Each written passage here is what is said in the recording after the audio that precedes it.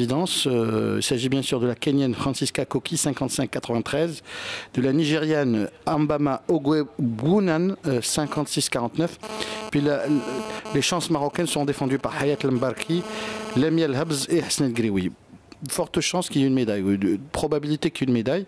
Si Hayat Lembarki, qui a relâché son effort à 30 mètres de l'arrivée, et qui a donc terminé uniquement deuxième de sa série, court à fond parce qu'elle vaut largement en dessous de 56 secondes. Et en dessous de 56, c'est une médaille qui risque de se jouer. C'est le podium qui risque de se jouer.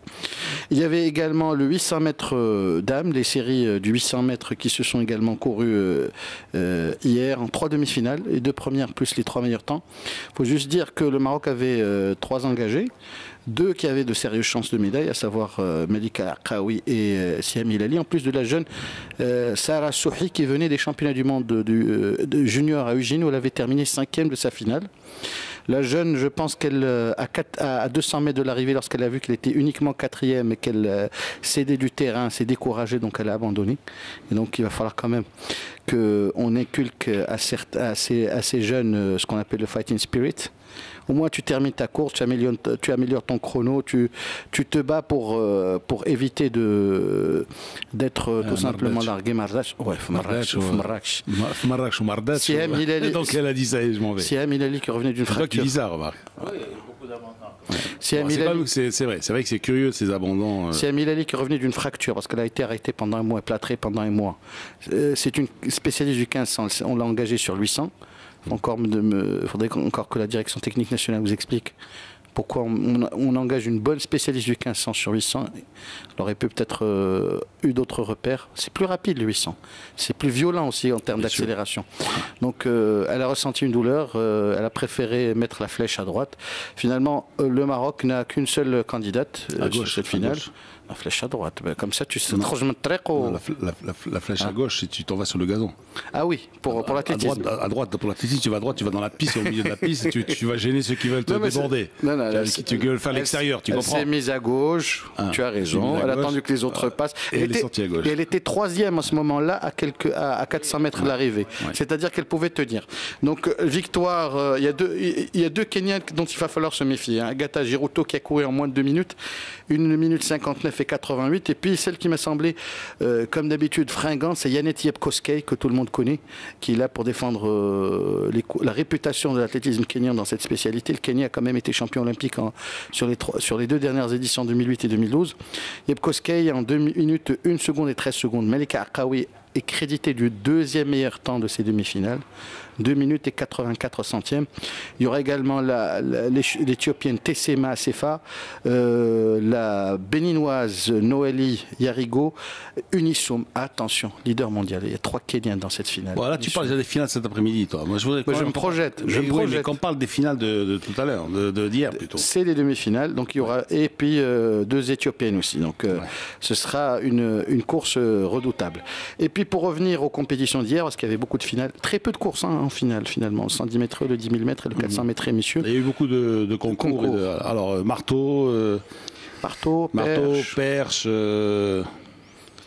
triple saut. Triple saut, évidemment. Alors on commence par le saut à la perche, messieurs. Si j'avais un marteau, non? Non, si tu avais un marteau, chronologiquement, c'était pas ça. Je cognerais le jour, je cognerais la nuit. Lancer du marteau. Sur qui, je sais pas. Lancer du marteau, on a enfin entendu l'hymne égyptien. Et l'Égypte a fait fort, parce que l'Égyptien Mostafa Mohamed Hicham, dès sa première tentative, a assommé la concurrence. 79 mètres 09, record d'Afrique, record des championnats plutôt. Record des championnats qu'il a pulvérisé de 2 mètres. Est-ce que tu fais un parallèle avec le championnat d'Europe, par exemple? Avec 79 mètres, il serait combien en Europe? Il va falloir voir lancer du marteau en Europe, parce que pour l'instant, on n'en est qu'au balbutiement du championnat d'Europe. C'était les Égyptiens à un moment aussi. C'est une belle performance, 119 quand même. Non mais régulier, 79,09, 77,60, 77,88, 77,30, 78,05.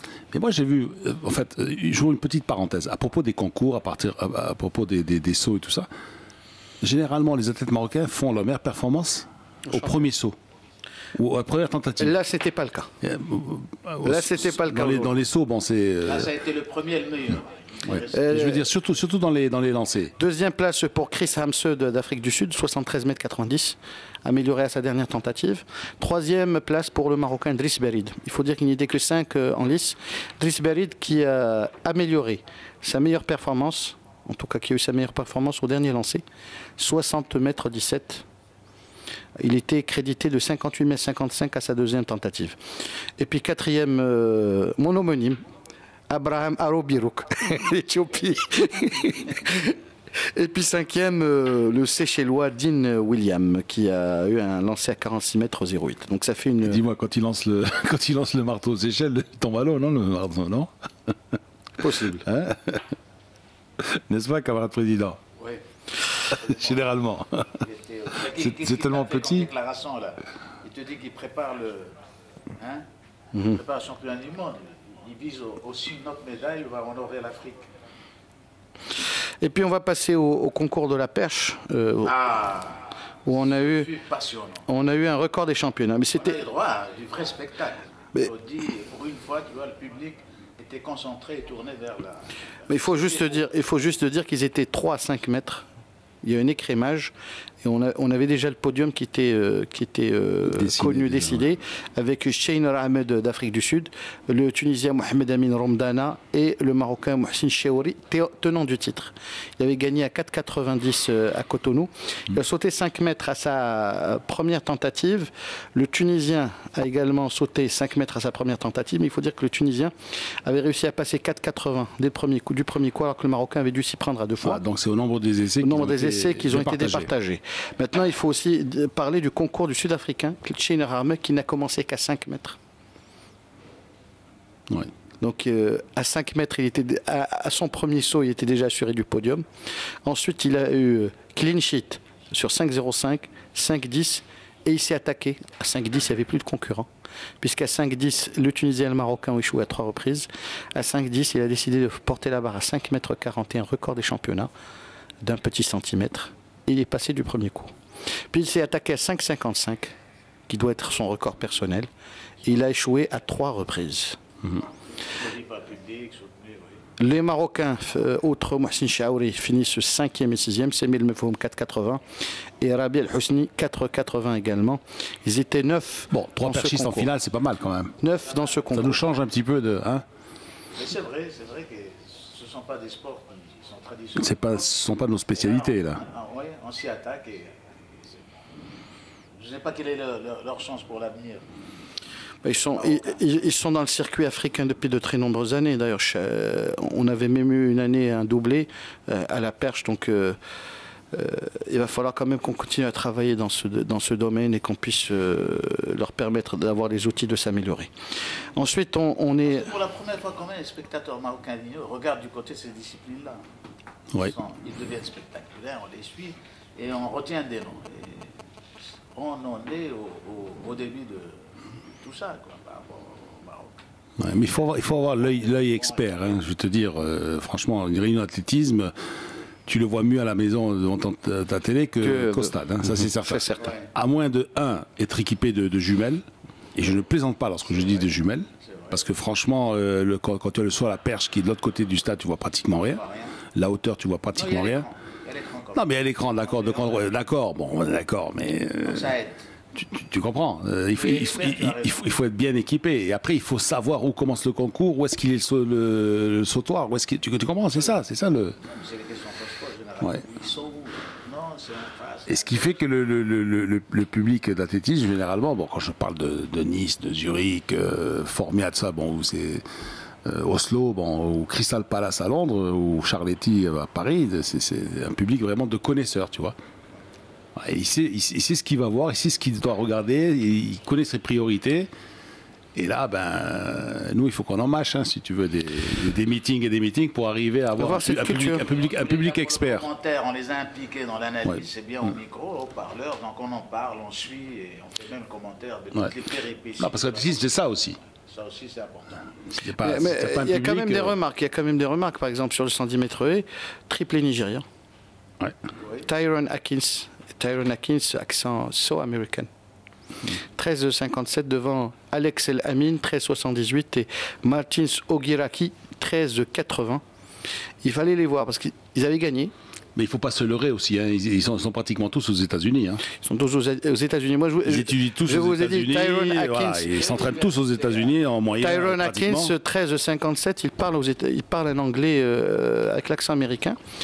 Quatrième De Vries, 13,82. Mais il fallait voir leur joie lorsqu'ils se sont rendus compte qu'ils allaient être tous les trois sur le podium.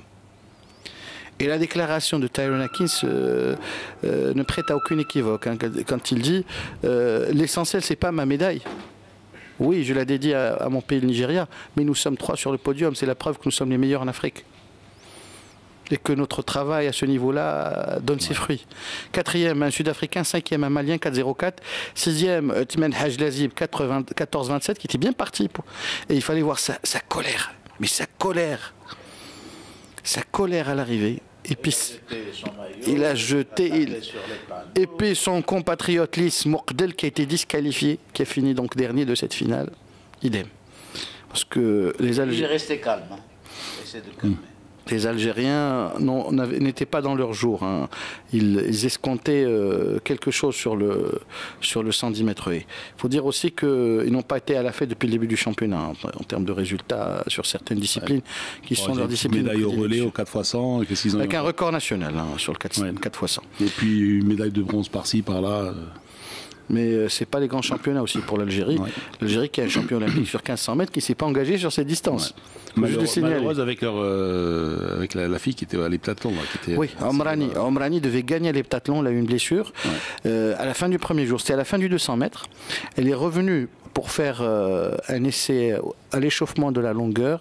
Et elle a vu qu'elle ne pouvait pas y aller. Ouais. Donc elle a dégagé le chemin pour la Burkinabé qui a gagné. En attendant, il y a eu la finale du 400 mètres haies et encore une fois la Burkinabé qui est une pupille de notre ami Aziz Daouda. On en parlera. Et qu'il a orienté vers l'île Maurice, c'est ça? Il a orienté vers le centre spécialisé dans les épreuves combinées. Ouais. Et d'ailleurs, c'était l'avant-dernière course avant le 10 000 mètres féminin, la finale du 10 000 mètres féminin. Il y a l'heptathlon, on termine toujours par un 800 mètres. Et le 800 mètres, c'est l'épreuve où tout le monde est fatigué.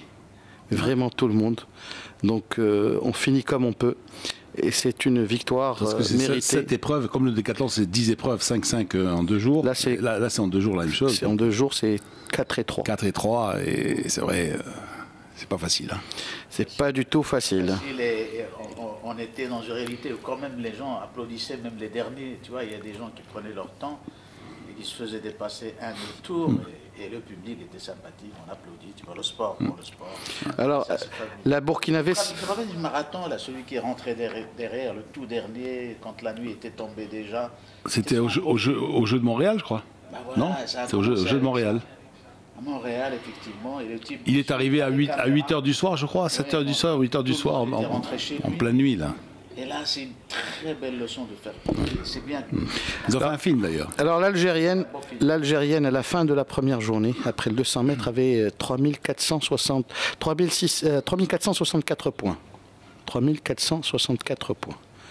Et la Burkinabé avait 3304 points. Ouais. Donc Omrani aurait pu gagner. Finalement, c'est Marthe Koala, la Burkinabé, 18 ans, 5454 points, devant Elisabeth Dadzi du Ghana, 5286, et Bianca Eroui d'Afrique du Sud, 5086. 18 ans, elle a de bien beaux jours devant elle. Et ça s'est joué pour la médaille de bronze à 75 points, puisque la Tunisienne Nada Chouroudi a terminé avec 5011 points. Donc autant dire que ça se joue à quelques détails et que parfois il y en a qui peuvent avoir des regrets.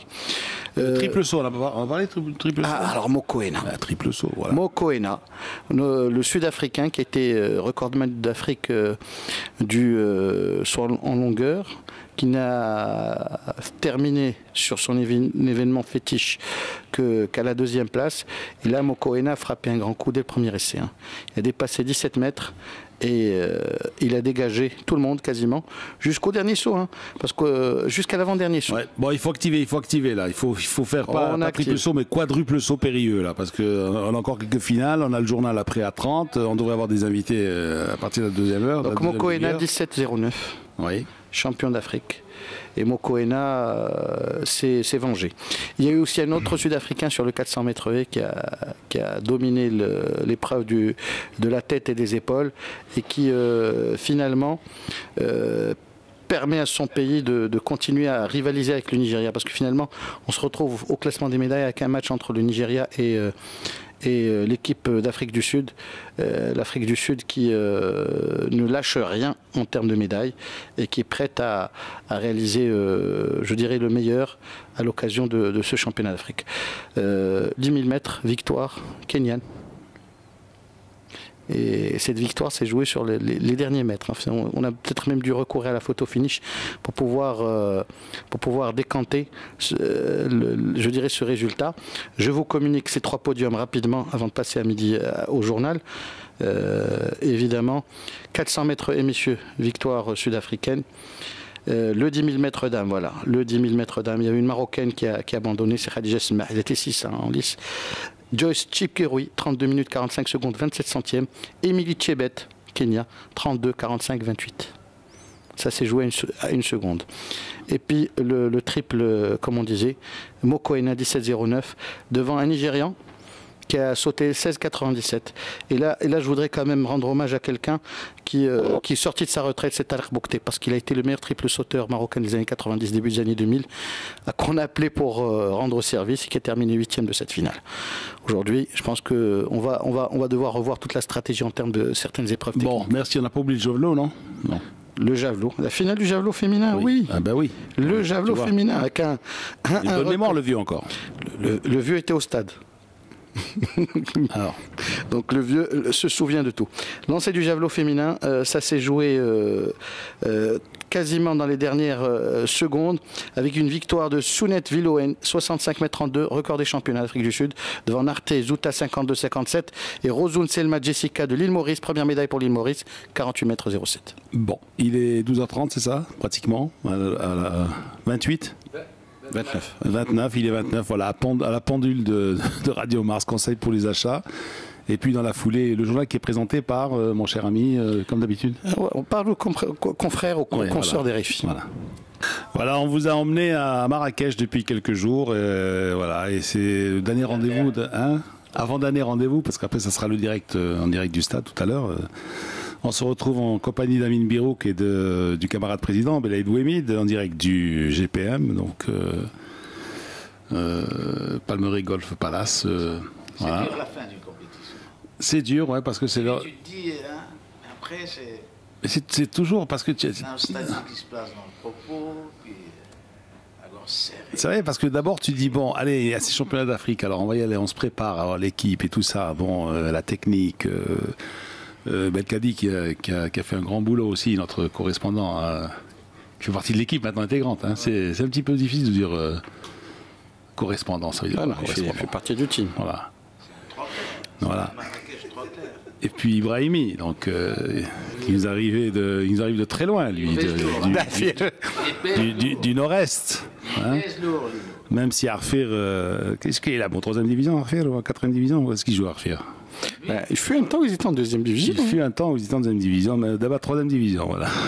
Il me fait un petit 3 peu glorieux, tu vois. Il est sélectionnable en U21 Oui. U21. Oui. Ben, il est né après la Coupe du Monde 86, hein, donc c'est 88. 88. Voilà. La Cannes 88 au Méchef. Oui. Il pèse. Puis il a fait du bon boulot, là. Hein,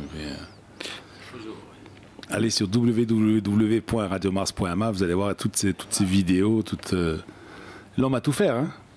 Oui, hein? Coppola en plus jeune et puis. Coppola en plus jeune. C'est dérangé. C'est bien. À la rigueur, tu dis Michel Fugain, d'accord, mais parce qu'il est Michel Fugain, mais Coppola quand même. Il secoue les habitudes, c'est ça que j'adore chez lui. Ouais. Il n'y a pas de désacralisme. Il manie pas mal la caméra, hein, finalement. Hein. Le département Mars TV, il va falloir qu'il se tienne à carreau, là. Hein, parce que là, ils ont trouvé un véritable concurrent. Ah oui. Il reporte même. Oui. Ouais. Lui à la photographie et Belkadi au son. Au son, ouais. fait du très bon travail. Voilà. Aussi, apprécié. Ces déclarations, vous pouvez les retrouver, ces vidéos sur le site www.radiomars.ma. Ça va, il n'y a pas cette synergie, je dirais. Hein. On devrait penser que c'est quand même difficile de dire nous sommes les plus beaux. Nous sommes, Non, on ne dira jamais, nous sommes. Voilà, donc c'est pas nous à le dire, mais. C'est aux auditeurs de juger. Voilà. Bon, alors après cette petite séance programmation. D'autocomplaisance. D'autocomplaisance. Psychologique, ouais. D'auto-encensement. On attend nos invités. Bon, c'est vrai, on attendait Nzabidouane. Bon, je ne sais pas si elle va peut-être tarder ou.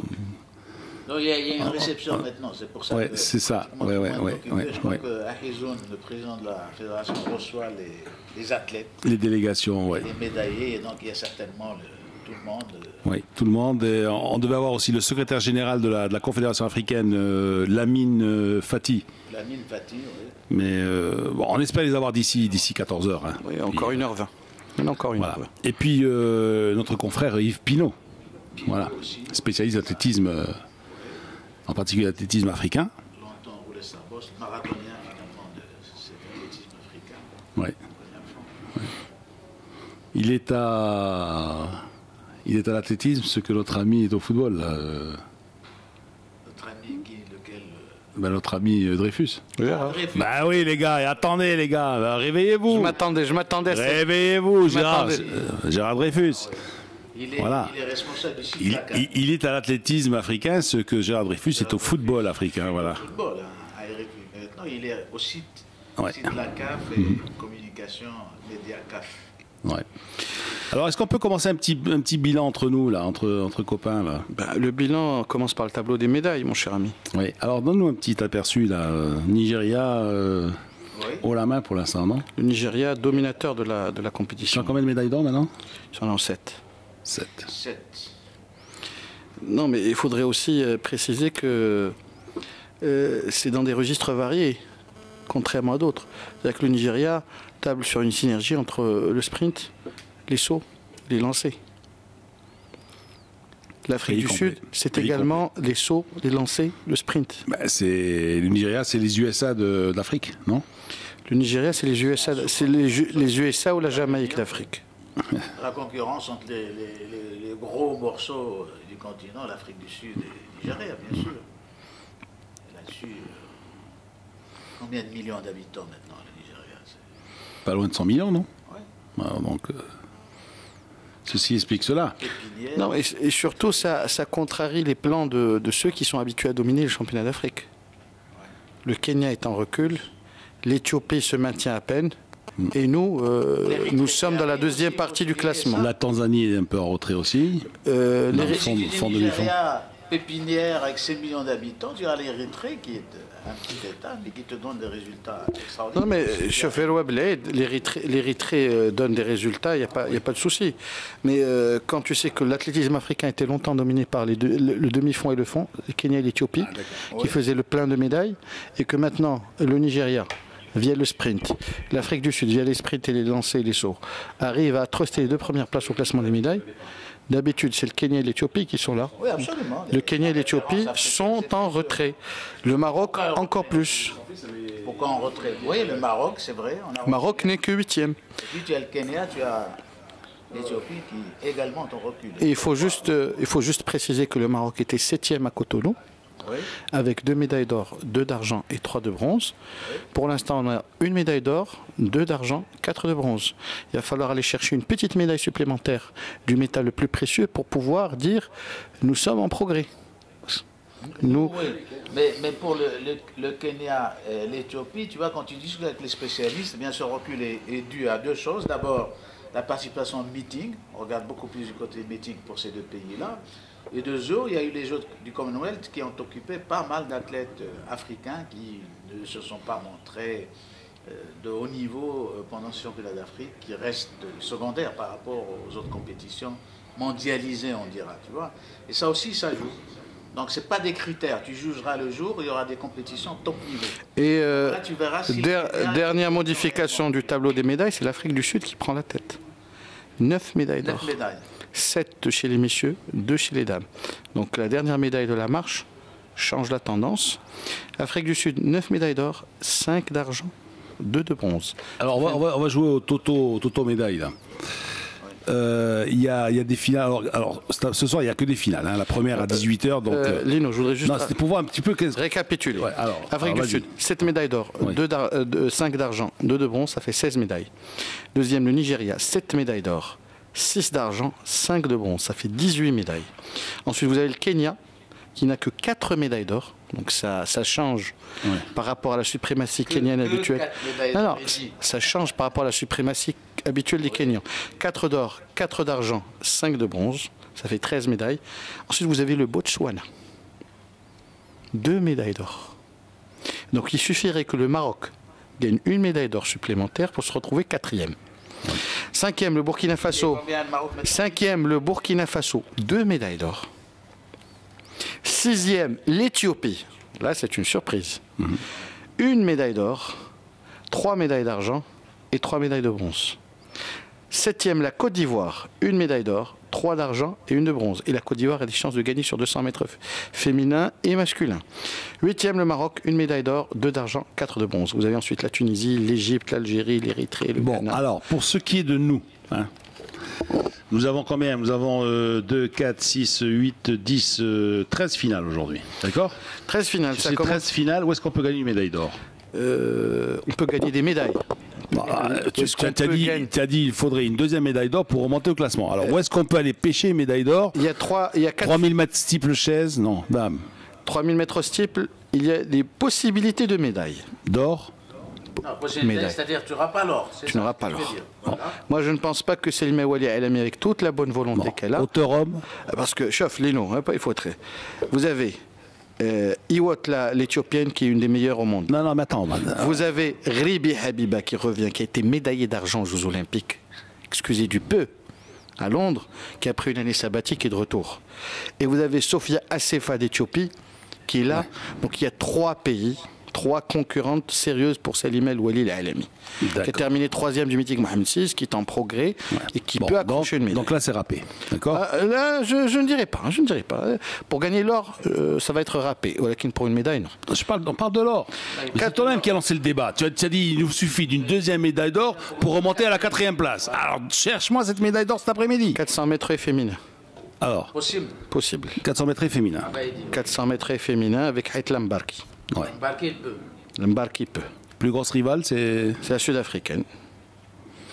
Plus grosse rivale, c'est la Sud-Africaine. Haït Lambarki a l'expérience, a déjà été championne d'Afrique en 2010 à Nairobi. Elle a été vice-championne en 2012. En demi-finale, c'était la plus fraîche en demi-finale? En demi-finale, elle était en tête jusqu'à 350 mètres et puis elle a relâché son effort. Et quand tu l'as dit, dans le sébar tactique, j'ai couru comme je l'ai souhaité. L'important, c'est de se qualifier. C'était important, c'est de se qualifier. Donc il va falloir voir si elle a un bon couloir aujourd'hui pour déterminer Bzadil Omar. Et vous avez la finale du 800 mètres féminin, Melika Akawi qui peut accrocher une médaille. Elle a été 3e à Cotonou il y a 2 ans. Et puis bon, sur la finale du 1500 mètres messieurs, je pense que le fait déjà d'avoir 2 concurrents en finale, dans une spécialité qui pendant longtemps a été la nôtre. Oui, il y a le nom de Garrouge qui figure. Le nom de Garrouge, mais quand tu vois qui c'est qui est en finale, j'ai peur. Asbel Kiprop. Meilleur performant mondial de l'année, il a couru entre 27 cette année. Vous avez Gebre Medine, l'Éthiopien, et vous avez Kikemboy, le Kenyan. Ça va être difficile. Et vous avez surtout la grande sensation de ces 2 dernières années, le Djiboutien Souleymane. Souleymane, c'est champion du monde du 400 mètres. Ouais. On a 3 chances de médaille. 2 chances. 2 chances de médaille sur ce 1500 mètres si c'est une course tactique. C'est Ben Srir El Qaam. Maintenant, je vous dis, Ayal Souleymane Hassa, 3,29,58 cette année. Champion du monde avec une facilité au sprint. Une facilité. Il vient du 800. Donc si c'est une course tactique, il attendra les 200 derniers mètres et il fera le nécessaire. Je rappelle que le record du monde, bon, on s'accroche à ce qu'on peut. On s'accroche au record des championnats. Quand il y a un tableau, record du monde, Hichem Garrouche, il tient depuis le 14 juillet 1998. Ouais. Ça fait 16 ans. Et puis, vous avez des noms comme Souleymane, qui est le 13e meilleur performant de tous les temps. Vous avez Kiprop. Et puis, le grand absent de cette finale, parce qu'il ne s'est pas engagé, c'est l'Algérien Mkhloufi, champion olympique, qui a préféré déserter le 1500 pour 800, où il a eu une médaille de bronze. Derrière ceux qui étaient préposés à gagner, c'est-à-dire le Botswanais et Mohamed Aman. Bon, après tout ce qui est concours et saut, évidemment, hauteur-homme, javelot-homme, triple saut-dame. On risque d'avoir une très belle finale. Poids-dame. Franchement, Lino, une belle finale du lancer du javelot-homme. Parce que le meilleur performeur mondial est là. C'est l'Égyptien Ihab Abdelrahman. 89 mètres 21. Il a gagné en Diamond League cette saison.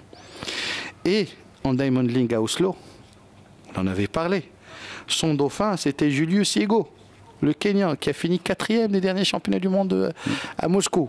Eh oui. Et vous avez aussi Robert Osthuizen, le Sud-Africain. C'est leur spécialité. Robert Osthuizen, le Sud-Africain, qui dans un bon jour peut jouer au trouble fête. Donc il y a des choses, et il y a des choses dans cette finale. Ensuite, 200 mètres.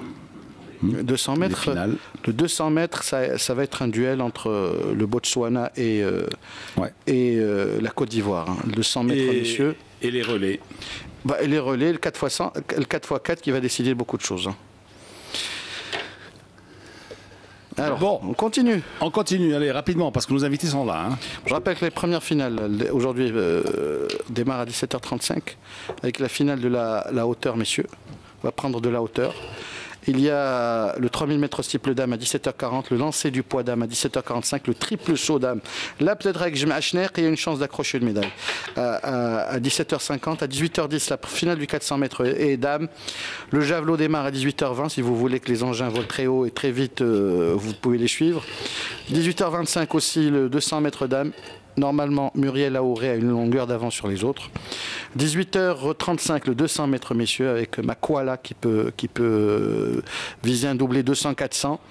18h55, le 800 mètres dames, avec attention à Somme, la Kenyane, par exemple. Le 5000 mètres, messieurs, on n'en a pas parlé. 19h15. 19h55, le 1500. Et puis un break jusqu'à 20h45 pour le 4x4 dames. Et on terminera, comme le veut la tradition athlétique, Lino, par le 4x4 messieurs. Oui. Et attention au Botswana. Parce que les Botswanais risquent d'aller chercher cette médaille d'or. Enfin, théoriquement, on termine toujours par le marathon. Mais à l'époque, on termine avec le marathon. Maintenant, on termine sans marathon. Non, le marathon, maintenant, dans les championnats du monde, ça se court le matin, ça se court le premier jour. Ah, mais nous, les journalistes du siècle dernier. Par contre, les JO, oui. Aux JO, oui, c'est la dernière épreuve des JO et normalement le vainqueur de la médaille d'or est couronné pendant la cérémonie de clôture des Jeux Olympiques. Bon, il est 12h54 minutes. Nous accueillons Lamine Fati, qui est secrétaire général de la Confédération africaine d'athlétisme. Bonjour Fati. Bonjour. Et puis Yves Pinot, que je connais bien, mais lui, peut-être il ne se rappelle pas de moi. N'est-ce pas Non. Champion d'Afrique, ça vous dit rien? Si. Ça te dit quelque chose, champion d'Afrique? Ah bien sûr que je l'ai fait. Ben moi, mon premier papier que j'ai écrit pour champion d'Afrique, c'était sur François Zawi. Oui. Sur l'Ivoirien qui joue en Italie. Je ne sais pas si ça te dit quelque chose. Mais ça remonte aux années 80. Ah, ça remonte aux années 82, 83. Début 80, oui. Début 80. Et lorsque Aziz Daouda m'a dit demain, tu auras comme invité Lamine Fati, puis tu auras Yves Pinot. Tout de suite l'étincelle, Yves Pinot, champion d'Afrique. Ce qui n'existe plus d'ailleurs, non? Non, ça n'existe plus, non. Ça a tenu 9 ans. C'est difficile. Hein. Alors la presse panafricaine, c'est compliqué. À moins d'être à Paris. Hein. Oui, mais enfin, comme d'aucuns. Finalement, la diffusion sur toute l'Afrique pose problème parce que ça coûte cher. Hein, ça coûte cher et ça rapporte peu. La gestion des invendus, si je puis dire, est primordiale. Ouais. Un numéro marche bien parce que on met en couverture un footballeur marocain, par exemple, sur le Maroc, et ça ne marchera pas en Algérie ou en Côte d'Ivoire, etc. Enfin, c'est vrai. C'est pas facile. Les panafricains, en sport, c'est très difficile. Ouais. Alors messieurs, nous sommes là pour faire un petit bilan. Hein, donc bon, on a les conseils pour les achats et le journal quand dans 4 minutes. Alors 4 petites minutes pour un pré-bilan là. Lamine Fati, vous êtes secrétaire général de la Confédération africaine d'athlétisme. Alors déjà, vos premières impressions globales. Hein. Bon championnat. Quelle note vous donnerez à ces championnats, par exemple? Quelle note de 0 à 10? Merci beaucoup, mais permettez-moi d'abord de saluer vos auditeurs et à travers vos auditeurs, toute la population du Maroc. Nous sommes satisfaits tant... Tous les panafricains. Et tous les panafricains, oui. Exactement. Alors, nous sommes satisfaits tant au plan de la participation qu'au plan de l'organisation. Nous avons là un standing de qualité assez élevé, tant pour l'organisation que pour les plateaux offerts au niveau de ces championnats. Bon, le seul regret, la seule tache noire constitue pour l'instant pour nous l'absence du public. Pourquoi ils ne sont pas là? Il faut chercher et peut-être voir pourquoi. Mais sinon, au-delà de cela... C'est simple, hein, on est mois d'août, les Marrakechis quittent Marrakech pour la plage, moi je dis là, ils vont dans le sud, et ça joue, et puis il y a un problème de transport aussi. Donc ça joue pas en faveur du public, et j'espère qu'aujourd'hui ils vont régler. Non, mais justement, à ce niveau... Camarade président, parce que, bon, en fait... c'est son surnom, son pseudonyme, camarade président. Parce que c'était l'ancien patron des sports de l'humanité marocaine. L'équivalent de l'humanité, vous voyez ce que je veux dire, quoi. Bon, déjà, alors, nous avons camarade président nous raconte des salades, là, parce que ne dit pas que tous les Marrakechis sont à la plage. Et puis il y a plein de touristes aussi. Ils font des tournois à la plage à Jdida. Beaucoup d'équipes Marrakechis, de foot, de volley, de je ne sais quoi d'autre. Et ça joue. Hein. Tu le sais très bien, Nino. Ouais. Ben moi, je retiendrai beaucoup plus dans cette analyse, peut-être l'indisponibilité du transport public simplement. Parce que les gens, voilà, en arrivant au stade, peut-être ils ne trouveraient pas de transport retour, ce qui pourrait peut-être les dissuader à venir. Voilà. Mais enfin, nous sommes satisfaits et contents. 49 pays quand même, c'est le record. Parce que là, l'ancienne édition, on était à 47. Là, 8 records des championnats battus, inégalité parfaite entre les hommes et les femmes. Nous avons par exemple les records des championnats chez les dames. Nous avons le 100 mètres dames, le disque, le 5000 et le javelot. Et au niveau des garçons, nous avons le décathlon, le 400 mètres, le marteau et la perche. Voilà, c'est 8 records des championnats battus. Et 18 records nationaux également. 19 pays ont pour le moment eu des médailles. Je pense que de façon ramassée, voici le bilan à mi-d'étape, même si nous en sommes à la dernière journée et que nous attendons la fin. D'autres records qui pourraient être battus aujourd'hui. Là, je laisserai peut-être la question à mon cher ami Yves Pinot ici présent pour pouvoir répondre. Lui qui a une expérience assez... Alors Yves Pinot, tes impressions globales? Alors mes impressions globales, d'abord, il faut dire que j'ai assisté aux 19 éditions des championnats d'Afrique. Donc depuis Dakar en 79. Depuis Dakar en 79. 19 sur 19, et je dois être une des rares personnes à l'avoir fait. Donc je peux faire des comparaisons. Alors moi, si on me dit de donner une note, je dirais 8 sur 10. Ce qui est bien, 8 sur 10. C'est bien. C'est bien. Mais dans mon souvenir, il y a des championnats qui furent très réussis, à tout point de vue. C'est ceux de 1984 à Rabat. Parce que... dimension plus humaine, je dirais. Hein, voilà. Et il y avait un public important. Les athlètes, les tout meilleurs, enfin là aussi il y a les tout meilleurs, mais c'était d'aucuns devaient briller ensuite à Los Angeles. C'est ça. C'était vraiment les championnats qui m'ont marqué le plus. Alors bien sûr, on est marqué par exemple en 2008 à Addis Abeba, il y a eu d'excellents championnats et une surprise, un public très très chaleureux. Hein. Alors Yves, je m'excuse, je vais t'interrompre parce que nous avons le journal. Hein, donc on a le journal présenté par Inès Camilla et puis on se retrouve tout de suite après.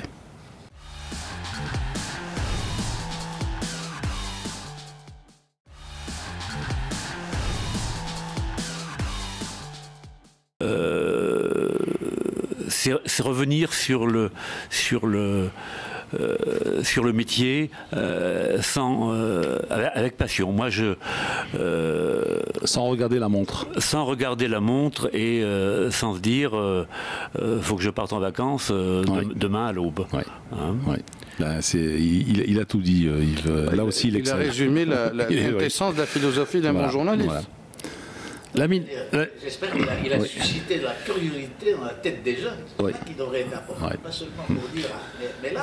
Bah, écoute, c'est un message que je rabâche. Communication de service. Depuis 5 ans, moi. C'est ce que. Moi, c'est ce que je rabâche pendant 5 ans, mais je ne sais pas s'ils m'ont compris. À moins que je m'explique mal.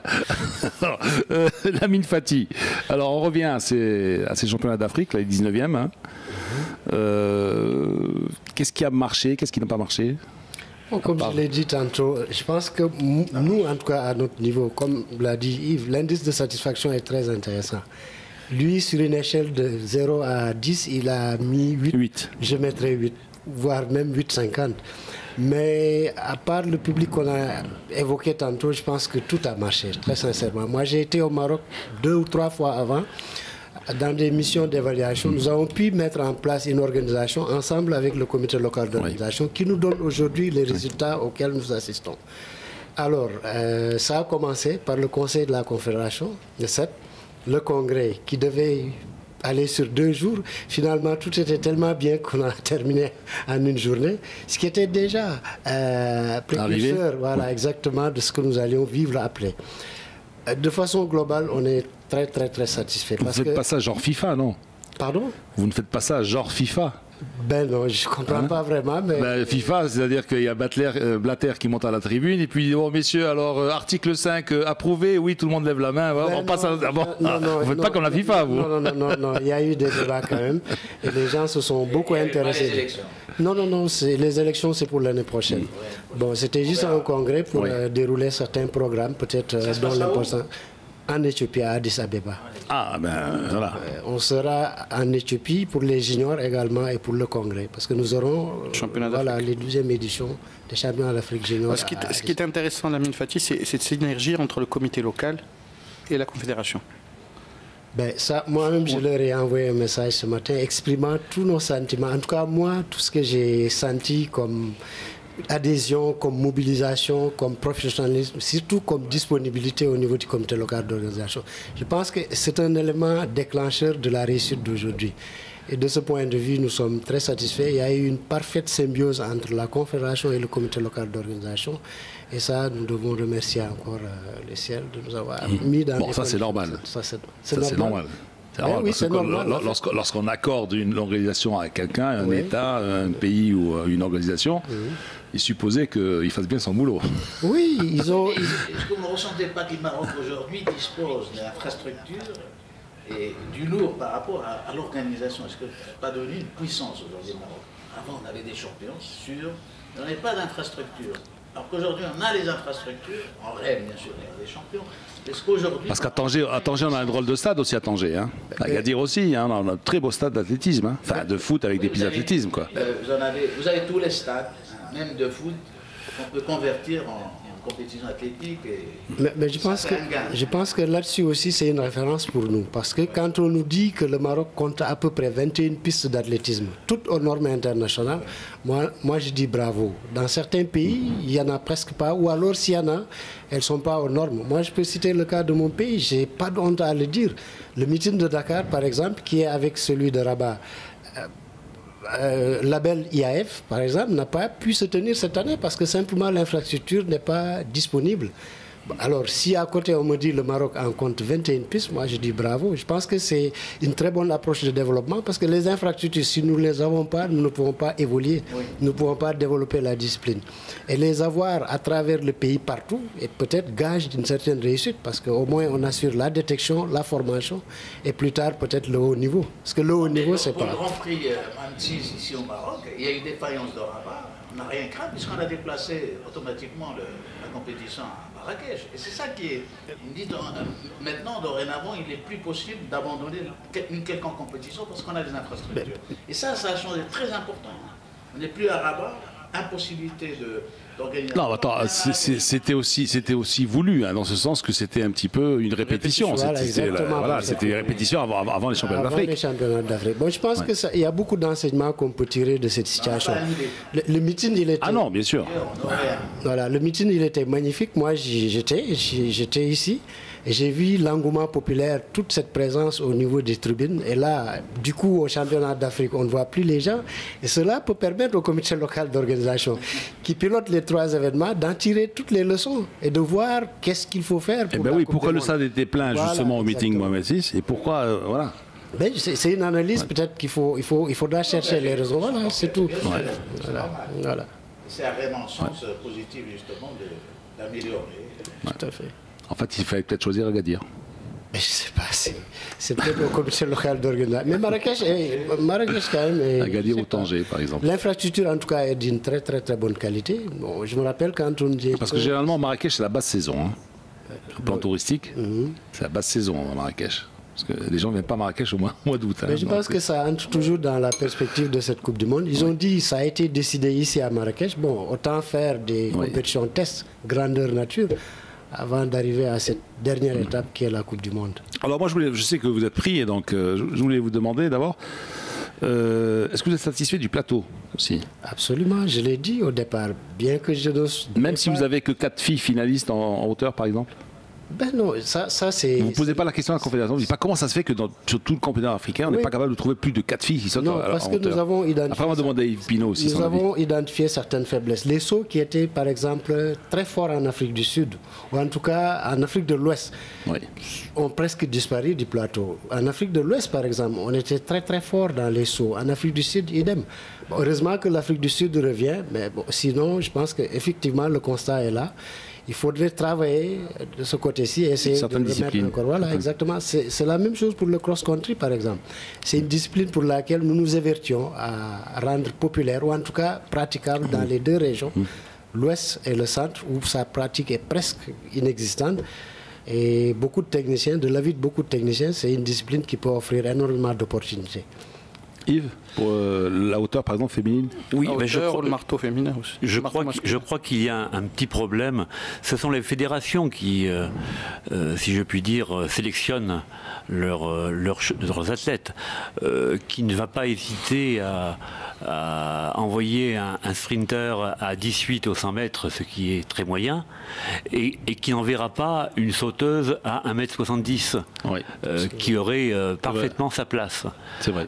Il y a un choix qui est celui des directeurs techniques nationaux, auquel il faudrait inculquer un petit peu le fait qu'il n'y a pas que les courses, si je puis dire, et qu'il y a des concours, et qu'on laisse à la maison des athlètes qui auraient parfaitement leur place ici, et qui arriveraient à meubler le plateau de chaque épreuve. Je crois que c'est...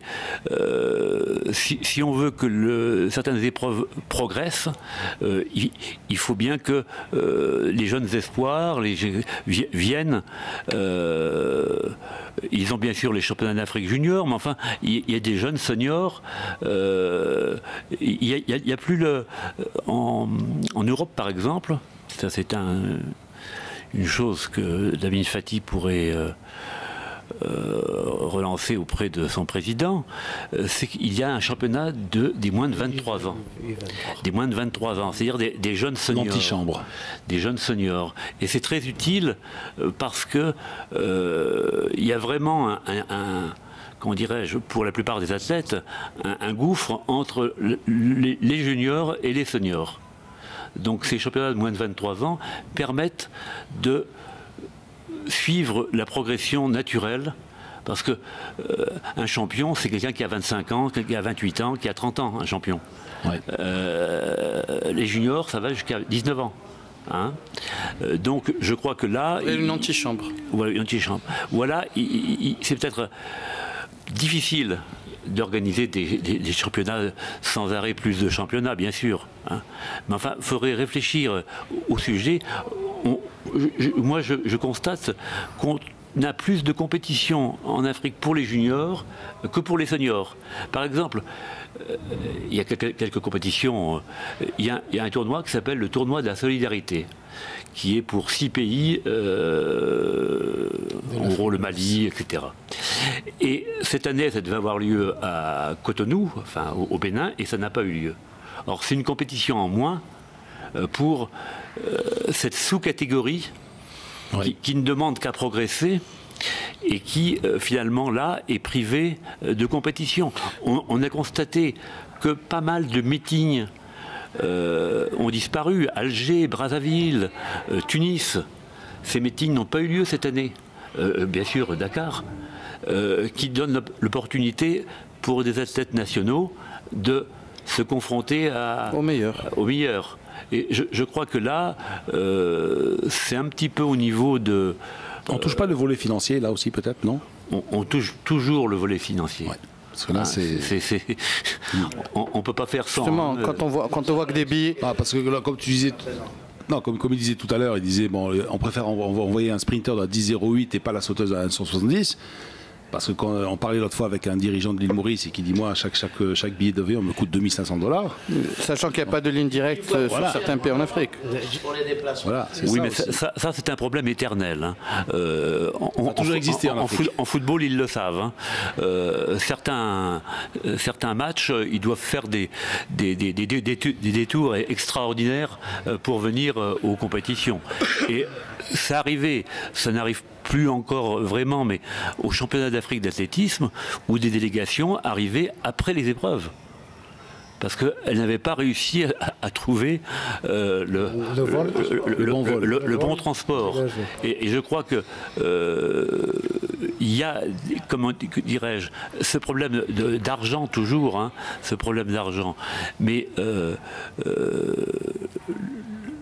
certains sports trouvent beaucoup d'argent. Ouais. Alors je vais demander à Lamine Fati, la Confédération, qu'est-ce qu'elle peut faire pour les fédérations démunies? Est-ce qu'il pourrait y avoir un fonds de solidarité ou une fondation, appelons-la comme moi, je voudrais... Est-ce que la Confédération est assez munie pour venir au secours des démunis? Je voudrais juste réagir avant de répondre à votre question, à l'analyse de Yves tout à l'heure. Il a tantôt cité le tournoi de la solidarité, les meetings de Brazza, d'Alger. Ce ne sont pas des événements qui ont disparu. Peut-être on saute une étape pour une circonstance donnée. Je cite le cas de Brazzaville, par exemple. L'année dernière, Brazza n'a pas eu lieu parce que la période du meeting a coïncidé avec l'année électorale. Ils étaient dans la pleine campagne électorale avec l'élection présidentielle et ils ont jugé utile quand même de reporter. Vous n'allez pas me dire que le meeting est autant politisé que ça, non? Absolument, non, pas politisé, mais je dirais que c'est un meeting qui bénéficie d'un soutien considérable de la mairie de Brazzaville. C'est un meeting avec un budget à peu près de 750 000 $, presque entièrement financé ou en tout cas mis à table par les autorités politiques. Ouais. Pour vous reprendre, qui ont d'autres priorités. Exactement. Alors, donc si nous arrivons à une étape où on nous dit, nos partenaires principaux nous disent, nous ne pouvons pas vous accompagner cette année, là nous sommes obligés d'attendre qu'il soit pris. Ça n'affecte pas négativement justement la notoriété d'une compétition? Je ne pense pas. Ça on construit là. Et faire quelque chose de plus modeste, non plus? Oui, peut-être, c'est une option. Mais je pense que c'est une catégorie qui a déjà... Au lieu d'inviter, je ne sais pas, 50 étrangers, on n'en invite que 10, ou 12, ou 15. Ou... Mais ça aussi ne se fait pas automatiquement, puisque ces meetings, ils ont leur catégorie et leur classement. Nous ne pouvons pas décider d'un jour décréter comme ça, rétrograder un meeting. Non, il faut des raisons objectives après une évaluation globale. Ouais. Il n'y a que les meetings du genre Ouagadougou qui sont au bas de l'échelle, si je puis dire, qui peuvent faire ça. Qui peuvent faire ça, mais pas les autres. Voilà, les autres ne peuvent pas le faire. Maintenant, est-ce que la Confédération a mis en place un dispositif financier pour l'accompagnement des fédérations? Malheureusement, non. Nous sommes dans une dynamique de recherche de ressources pour le sport africain et particulièrement pour l'athlétisme africain. Nous avons défini un cadre assez correct quand même, en commençant déjà par la mise en place de textes, c'est-à-dire les protocoles d'accord qui lient la Confédération aux pays organisateurs. Nous avons essayé de sécuriser en tout cas nos événements majeurs sur une bonne période, jusqu'à 2020 par exemple, pour les juniors, cadets, seniors. Et enfin, maintenant, la dernière étape, c'est de trouver d'autres territoires, en tout cas des partenaires de télévision, partenaires financiers tout court pour pouvoir nous accompagner dans cette politique de développement. Pour le moment, nous n'avons pas encore ces moyens.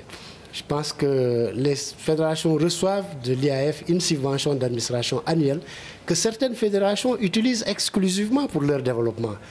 C'est vous dire qu'en retour, ces fédérations ne reçoivent presque rien de leur gouvernement. Et c'est triste d'arriver à ce constat, puisque quand même, l'athlétisme ne bénéficie pas beaucoup de parts des budgets mis en place par les ministères. Je peux citer des exemples. Ils sont nombreux les exemples de pays qui, en dehors de la subvention d'administration de l'IAF, ne reçoivent presque rien. Alors, Lamine Fati, il y a également un problème de visibilité de l'athlétisme africain. Quand on voit que, par exemple, le championnat n'est vu et visible qu'au Maroc pour l'instant. Justement, comment arriver à marketer l'image de l'athlétisme africain et avoir l'équivalent de la CAN en football qui est vu et visible un peu partout dans le monde? Non, il est visible maintenant un peu partout. Nous avons libéré les droits et je pense qu'il y a beaucoup de télévisions qui ont pu acquérir les droits. Exactement, et qui diffusent les championnats. Je peux en citer 3 ou 4, Algérie, Érythrée, Sénégal, Côte d'Ivoire. Mais je parle à l'international, c'est-à-dire, je sais que ça coïncide avec le championnat d'Europe et que les grandes chaînes européennes ou mondiales sont plus intéressées par ce qui se passe à Zurich. Mais quand on a des équivalents de finale de championnat du monde ici à Marrakech, c'est bien dommage qu'on n'ait pas au minimum des highlights. Ben, je pense qu'il y a l'effet de la Coupe du Monde également, puisque la Coupe du Monde était déjà dans le programme annuel. Il était peut-être difficile pour nos partenaires de vendre l'événement. En tout cas, à la dimension de nos attentes, non. Nous n'y sommes pas parvenus et nous avons pris bonne note de cette situation en espérant que prochainement ce sera rectifié.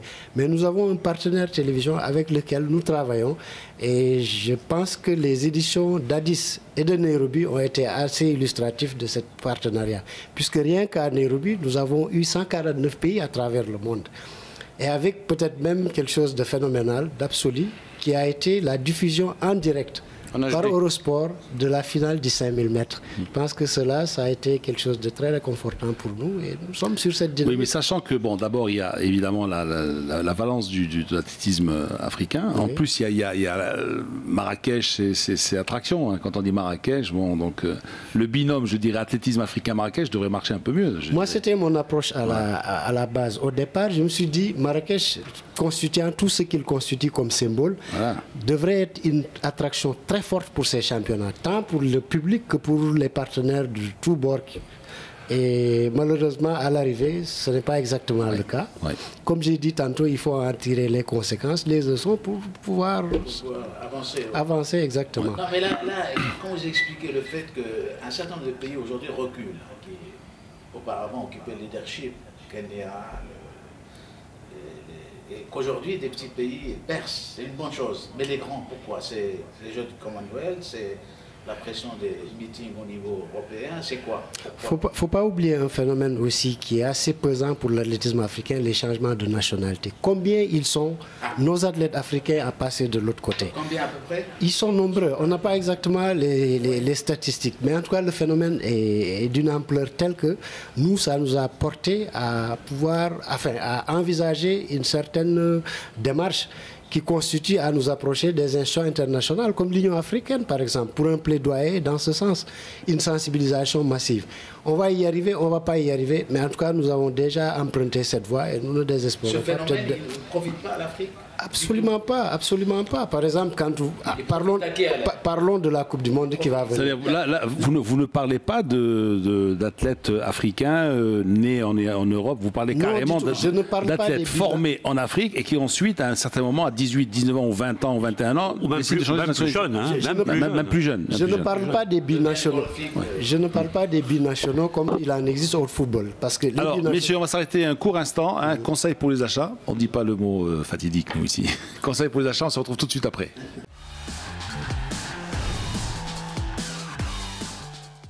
Le Kenya, exactement. La remontée du Kenya vers ses disciplines, le 400. Qu'ils avaient délaissé pendant très longtemps. En fait, ils avaient peut-être peur de s'essayer à ces disciplines. Mais je parle sous le contrôle de Yves. Je pense que le Kenya a eu Ezra Sambu, un coureur assez intéressant quand même. Et les gens ont dit, waouh, enfin le Kenya remonte, ou descend en tout cas sur les disciplines intermédiaires. Je pense que s'ils sont conscients de ça, parce que c'est ce qu'on leur dit, pourquoi vous n'exploitez pas vos autres opportunités, possibilités. pourquoi voulez-vous vous concentrer seulement sur vos forces? Essayez de voir, peut-être vous regorgez de talent et de potentialité ailleurs. Ben, ils l'ont compris maintenant et nous sommes heureux de voir que le Kenya arrive sur ces disciplines comme la grande championne de la manche. Et ils sont présents également lancés quand on voit Yego 4e au championnat du monde, au javelot. C'était notre ambition, en tout cas c'était notre objectif, c'était notre souhait. Bon, ils l'ont compris, c'est tant mieux. Vivement que ça... Est-ce que ça n'est pas déformer les capacités naturelles? Parce que quand même, il y a des naturalistes qui vous disent on est doué parce que le climat, parce que la nature, parce que l'environnement permettent de s'adapter à certaines disciplines, mais pas à d'autres. Ça, c'est... Vous me direz, c'est à la limite de... Mais non, pour le Kenya, je ne crois pas, parce que les populations sont suffisamment diversifiées. Hein. On sait que la plupart des footballeurs, par exemple, appartiennent à l'ethnie Luo. Mais c'est un problème de tradition, ça. C'est un problème de tradition. Pourrait y avoir des Kalenjin et des Kikuyu dans l'équipe nationale de football. Mais c'est un problème de tradition. Pourquoi au Kenya, ce sont des Kalenjin en général? Parce que les Kalenjin, c'était les tirailleurs. À l'époque coloniale, c'était les tirailleurs et ils faisaient de l'athlétisme. Donc l'athlétisme au Kenya a démarré dans la Rift Valley. Hein. Et ça continue dans la Rift Valley. Et ça continue de plus belle dans la Rift Valley. Mais il faut dire une chose, c'est que d'autres régions fournissent maintenant des champions dans ces mêmes disciplines. Donc, il n'y a pas vraiment une prédisposition. La prédisposition est plus mémorielle, culturelle, si je puis dire. Hein. Et pour en venir à l'Éthiopie et au championnat d'Afrique, j'ai beaucoup apprécié la grande participation de l'Éthiopie. On voit l'Éthiopie a engagé quasiment dans toutes les épreuves des athlètes. Alors, beaucoup de jeunes. Beaucoup de jeunes. C'est la preuve que la fédération éthiopienne a changé de politique. L'élite lui fournit les moyens, si je puis dire, hein, mais elle s'occupe maintenant. Il y a des lanceurs de disques, il y a des sauteurs à la perche. Ça, c'est un bon calcul.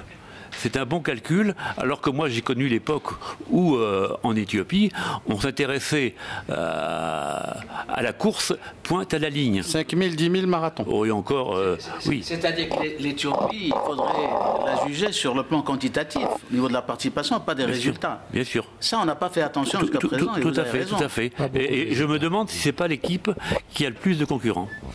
Et on se demande si ce championnat d'Afrique n'est pas pris par certains pays, genre Kenya et Éthiopie, comme un laboratoire pour aguerrir le maximum de jeunes. Ça pourrait être la vocation pour ces pays-là. Alors, il paraît, je n'ai pas vérifié, mais que dans l'équipe d'Éthiopie, pour les courses de demi-fond et de fond, donc ils ont droit à 3 athlètes, hein, les 2 premiers sont des stars, et le troisième... Le troisième, c'est un jeune qui n'est jamais vraiment sorti du pays. Et ça, je pense que c'est une bonne politique. Oui, ça permet de faire ce brassage. Il s'entraîne avec les stars, il apprend d'eux, et puis il apprend de la compétition. Et je voudrais revenir sur quelque chose d'antérieur, sur ce qu'a dit Lamine Fati, c'est que la Confédération organise maintenant, à longue échéance, des compétitions seniors, juniors, cadettes, et qui se déroulent effectivement aux dates prévues. Et dans des pays, on a connu des championnats juniors au Botswana, par exemple.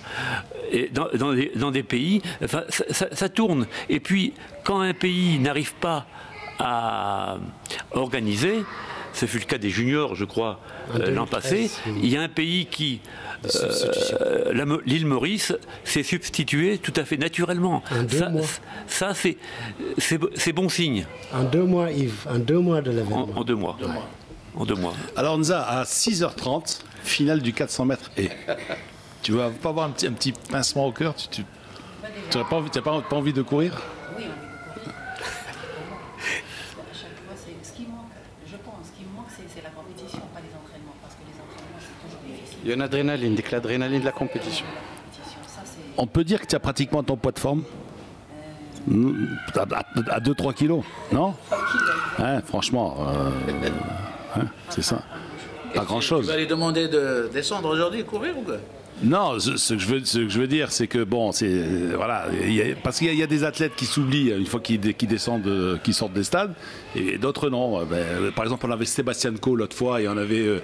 Quoique Boubka, il a pris quelques kilos. Boubka a pris quelques kilos. En revanche, Sébastien Coe, il est plus sec que lorsqu'il courait, tu vois. Donc, si tu te dis, hein, c'est extraordinaire. Peut-être qu'il est moins loin de la piste, peut-être. Ouais. Mais bon, on n'est pas là pour parler de ton régime diététique, mais on n'est pas là pour ouais. Là, vous savez, ma première participation au championnat d'Afrique, c'était en 1990. J'avais 19-20 ans. Heureusement pour moi, j'ai gagné le titre. C'était nickel. Et la deuxième fois, c'était À Maurice. au Sénégal, 98. L'année où on changeait pour participer à Tout à fait. Et cette année-là, il faut dire qu'en Coupe du Monde, en Afrique du Sud, elle avait battu son record personnel, record d'Afrique. pendant toute la semaine parce que C'est encore le record d'Afrique. j'étais à Dakar pour. Non, c'est pas le record d'Afrique, mais c'est à Dakar. Comme disent les Égyptiens, à Gebtini. Ah oui, parce que là, tu l'as pris en défaut. Là. Pour une fois qu'il se trompe.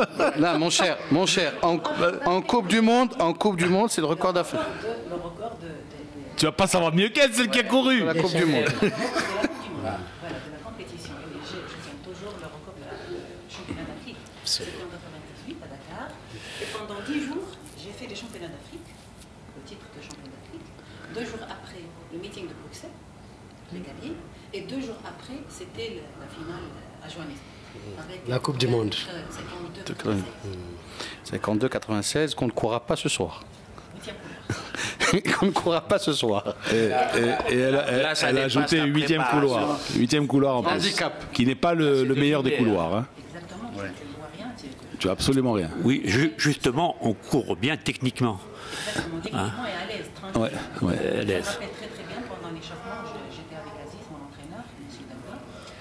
Je lui ai dit, je suis fatigué, je ne peux pas. Même l'échauffement, c'était difficile pour moi. J'étais fatigué avec le trajet. Le décalage, c'est 1 heure. L'altitude. Voilà, l'altitude, exactement, à Johannesburg. Mais il m'a dit, tu vas voir, tu vas très bien. Et surtout le 8e couloir. Pour moi, c'était déconcentration, le 8e couloir. Il y avait Kim Batten, il y avait Hemmings, il y avait... C'est une finale des championnats du monde. Finale des championnats du monde. Alors aujourd'hui, le pincement au cœur quand on voit qu'il y a 3 Marocaines, qu'il y a une de tes... comment 3 Marocaines. 3 Marocaines. Et quand on voit qu'une de tes découvertes, elle a Kinef la course. Bah oui, Hayat Mbarki était jeune, elle a même participé au championnat du monde cadet à Marrakech.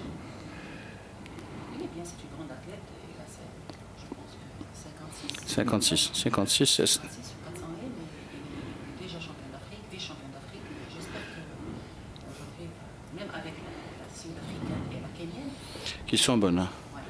avec ses 25 Yves, quand on écoute les Abidouana, on se rend compte qu'il y a de l'inné, il y a de l'encadrement au top niveau, il y a des choses extraordinaires. Est-ce qu'aujourd'hui, ça existe en Afrique? Parfois, oui. Il ne faut pas non plus dramatiser. Beaucoup se reconvertissent, oui. Dramatiser la situation. Hein. Ça se retrouve, oui, si.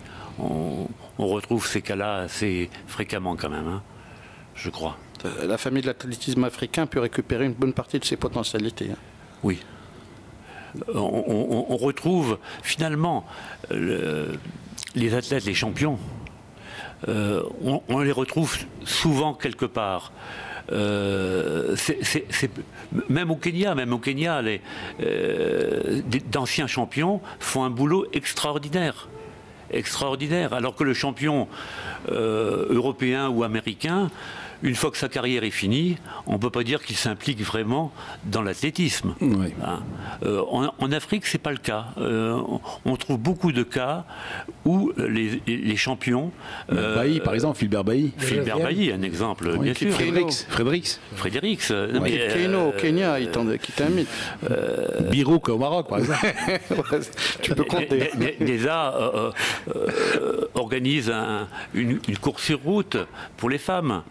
etc. Il y a une implication des anciens champions qui fait plaisir. Moi, je retrouve, parce que je connais l'athlétisme africain depuis bien longtemps, je retrouve d'anciens athlètes que j'ai connus comme athlètes et je les retrouve comme responsables. Ben, je trouve ça très bien. Lamine Fati, en tant que testimonial, je dis ça à l'américaine, qu'est-ce que Nzabidouane peut apporter à l'athlétisme africain, par exemple? Est-ce que ça pourrait être un des vecteurs de promotion, du développement de... Il l'a regardé, les yeux écarquillés quand elle parlait. Mais on est toujours admiratif de. C'est extraordinaire. Je pense qu'on a tous en mémoire son parcours. Oui. Exceptionnel, extraordinaire, et surtout l'athlète formidable qu'elle a été. Nous avons davantage appris à l'aimer à travers son coach, dont il a évoqué le nom tantôt, Aziz, qui ne tarit pas d'éloges à son endroit. Je pense que, ne serait-ce que de ce point de vue, on ne peut pas ne pas adhérer tout de suite à son discours. Bon, ce qu'elle fait, c'est extraordinaire. Yves a mentionné tantôt la reconversion des anciens athlètes. Ça existe en Afrique. Je vous dis que ça existe. Et là où c'est plus noté, c'est au niveau du Nigeria, par exemple. Nous avons, elle le sait, des gens comme Falilat Ogunkoya, Mary Onyali, l'ancien champion Sandei Bada, paix à son âme, des anciens athlètes qui viennent revenir au pays pour redonner à l'athlétisme de leur pays ce qu'on leur a offert. C'est un exemple à saluer, Neza, je veux dire, et c'est aussi un exemple à perpétuer dans les autres pays du continent. Qu'est-ce qu'elle peut apporter? Énormément de choses, ce qu'elle sait apporter, ce qu'elle fait déjà avec le Maroc. Et on est preneur de tout ce qu'elle pourrait nous offrir. Et nous savons qu'elle est généreuse dans ce sens. Elle fait courir le plus de femmes au Maroc. Absolument. Des milliers de femmes qui participent à sa course. Il y a 48 heures, on évoquait sa course, elle et moi, au stade. Et je lui disais tout le bien qu'on avait quand même à savoir qu'elle est en train de faire un travail extraordinaire. Parce qu'à travers cette course, il y a de la détection de talents qui vont s'affirmer peut-être demain dans d'autres disciplines. Et c'est une initiative que nous encourageons et saluons. Il y a surtout la libération de la femme. Et ça compte énormément. Hein. Sortir la femme son foyer, son cuisine pour en faire une femme responsable, citoyenne. Ça aussi, c'est le travail de Nza parce qu'elle court de 9 à 77 ans. Et ça, c'est très important. Ça, je pense que c'est le monde qui est ainsi. Il y a une évolution telle que les femmes, maintenant, je pense qu'on ne peut plus du tout les cantonner à leur ancienne place. Elles sont vives, elles sont là, elles sont présentes sur tous les espaces. Elles sont 54% sur la Terre. De la population. Exactement. Et puis en plus, elles dominent par le nombre. Donc voilà. Oui. Bravo aux femmes. Nous sommes 46%. Ouais.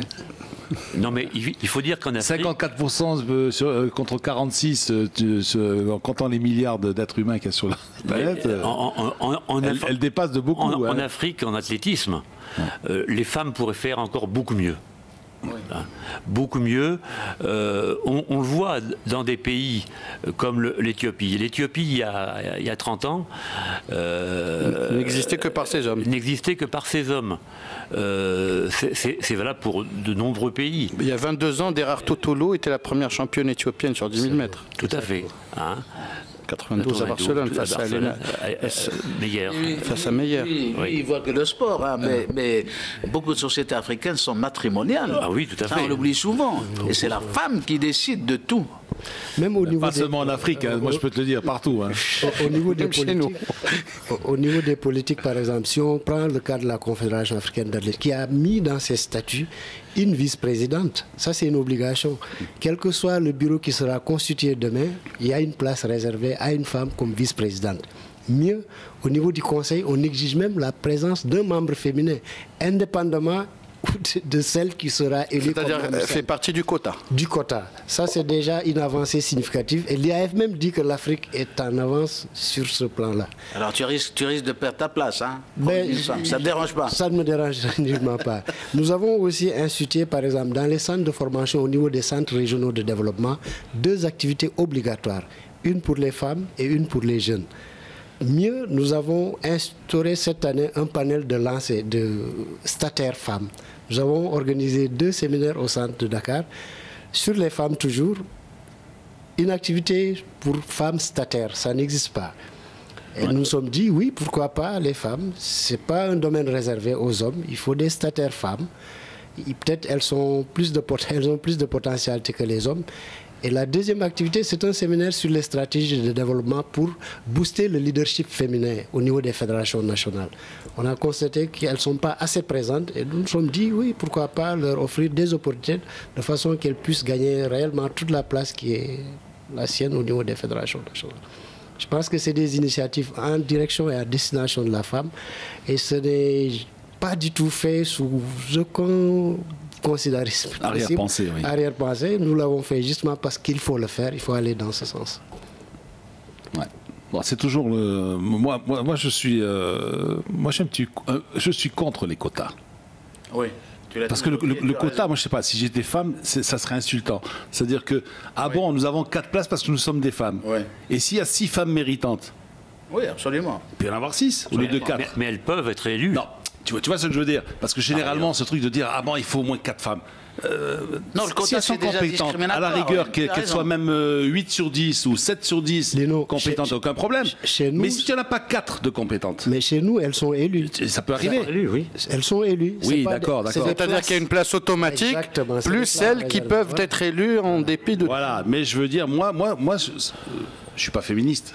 Et si j'étais féministe, je serais contre le quota. C'est vrai, je m'étonne que comment ça se fait que le mouvement féministe ne s'est pas insurgé contre les quotas féminins. Oui, c'est vrai, hein, normalement. Ça devrait être, puisque l'égalité, ça veut dire qu'il n'y a pas de quota. Je crois que c'est un pas. Ouais. C'est un pas qu'il faut, pour imposer une présence féminine. Ouais. Et que ça va se développer. Avec le temps, oui. Avec le temps, et on voit avec toutes ces femmes d'affaires du Nigeria, par exemple, hein, ouais. Qui apparemment ont maintenant beaucoup de pouvoir. Hein. Quand on offre l'opportunité aux femmes, je crois qu'elles prennent leur place. Bah oui, hein. Bah oui. Mais en Russie aussi. En Russie, il y a beaucoup de femmes, de women managers. Ouais. Alors, mais dans le domaine du sport, il nous reste, camarade président. Le CIO a commencé par arrêter le 10%. Là. Il nous reste 5 minutes. Dans les pays nordiques en Europe, ils en sont aujourd'hui à 40-50%. Mais là, on a 5 minutes, je vais gratter 1 minute de plus, 6 minutes. On est 6, donc on est 7. Donc moi, je ne parlerai pas. Donc vous êtes 6. Une minute chacun. Le mot de la fin, on va commencer avec Nza. Qu'est-ce que tu souhaites à l'athlétisme africain ? La belle réussite. D'abord, plus de champions olympiques ou mondial, plus de... Bon, l'athlétisme marocain, il nous faut beaucoup. Il faudrait tous les souhaits du... L'Afrique marocain, c'est une chose. Plus de dirigeants. Plus de dirigeants et dirigeantes. Je ne suis pas... vous avez parlé de la femme. Moi, je suis aussi contre la journée mondiale de la femme. Pourquoi? Parce que pour moi, quand on parle de la femme, voilà, ça c'est les vraies femmes, ça, tu vois. Voilà, ça c'est une vraie femme. Deuxième chose. Parce que la femme, il faut l'honorer du 1er janvier au 31 décembre. Pourquoi uniquement le 8? On fait partie. C'est vrai, pourquoi uniquement le 8 mars? Exact. Non, c'est pas question que... Et pourquoi pas la journée de l'homme? Moi, je suis d'accord, mais on est là, on travaille, on fait partie de ce qu'on fait. Ouais. L'athlétisme en général, c'est un sport, c'est un beau sport, j'aime beaucoup, mais il est un peu dur. Alors, on passe à Yves, ensuite oui, moi, je voulais parler, pour terminer, de ces championnats d'Afrique et du Maroc. Au niveau organisation, on peut dire que c'est impeccable. Rien à dire. Rien à dire. Au niveau résultat des athlètes marocains, il y a à dire. Oui. Il y a à dire parce que quand on voit le classement des médailles, le Maroc n'est quand même pas dans les tout premiers. Ce qui est anormal, premièrement, parce que c'est un pays organisateur, et deuxièmement, parce que le Maroc est une des puissances de l'athlétisme africain. Oui. Hein. Donc, il y a une petite déception sur les résultats, la participation. Moi, je me souviens dans les années 80, et même un petit peu après, avant les grandes compétitions, il y avait les Jeux méditerranéens, il y avait, etc. Les athlètes étaient réunis à l'Institut, hein, étaient vraiment préparés pour l'événement. Là, on a l'impression, peut-être que je me trompe, que les athlètes marocains n'ont pas été vraiment préparés pour la compétition. Et ça, je le regrette parce que l'athlétisme marocain est un athlétisme fort. Hein, en Afrique, il y a 5-6 pays et le Maroc figure parmi ces 5-6 pays, hein, importants. Et là, on a l'impression que la chance n'a pas été au rendez-vous pour les athlètes marocains. Et ça, c'est bien dommage par rapport à la réussite de ces championnats, qui est flagrante. Ouais. Je serais tenté de dire merci Yves de dire tout haut ce qu'on pense tout bas. Encore que la chance, il faudrait aller la chercher. Lamine Fati, ouais, bon, la chance. Moi, de moi, je ne pourrais que d'ailleurs remercier le Maroc pour justement nous avoir offert cette merveilleuse compétition dont on a dit tout le bien en passé. Et deuxièmement, formuler le vœu que tout ce qui a été capitalisé comme expérience, comme réussite ici, puisse être conduit dans les années à venir. Et surtout, en perspective de la prochaine Coupe du Monde, souhaiter que nos athlètes, la forme qui les caractérise ici à Marrakech, puisse être maintenue pour qu'au soir du 14, qu'on puisse, au décompte des médailles et des coupes, dire que l'Afrique a enfin reconquéri ses titres. Voilà, je pense que c'est le message que j'avais à lancer. Et puis un tout petit mot de camarade président. Ce soir, on se retrouve ce soir. Ce soir, mais moi je n'oserais rien dire de plus en présence d'une prestigieuse dame. Et à mes côtés, je suis heureux, je suis fier. C'est historique pour moi. Alors donc, bravo les femmes. Tu dois prendre une photo avec moi, hein, parce qu'il y a un tweetos qui m'a dit Lino Afak. Donc on doit tweeter tout de suite. Et Amine Birouk, lui, nous emmène à quoi? Il ne nous emmène pas au pays du merveille, mais il nous emmène à la recherche de la deuxième médaille d'or, il a dit. Eh oui, il faut quand même terminer ce championnat sur une bonne note. Tu seras à l'amende si tu ne l'amènes pas. Hein. Aïe, aïe, aïe. En tout cas, on espère tout simplement que le public sera au rendez-vous et que ce sera que le début parce qu'il y a une Coupe du Monde, une Coupe continentale qui nous attend. C'est un autre défi, un autre challenge à relever. Merci Hamza Bidouane. Merci à Yves Pinot, que j'ai retrouvé avec beaucoup de bonheur après pas mal d'années. Hein. Et puis merci à Lamine Fati, secrétaire général de la Confédération africaine d'athlétisme. Merci à vous. Voilà, nous sommes en direct du Palmeraie Golf Palace. À vous, Casablanca.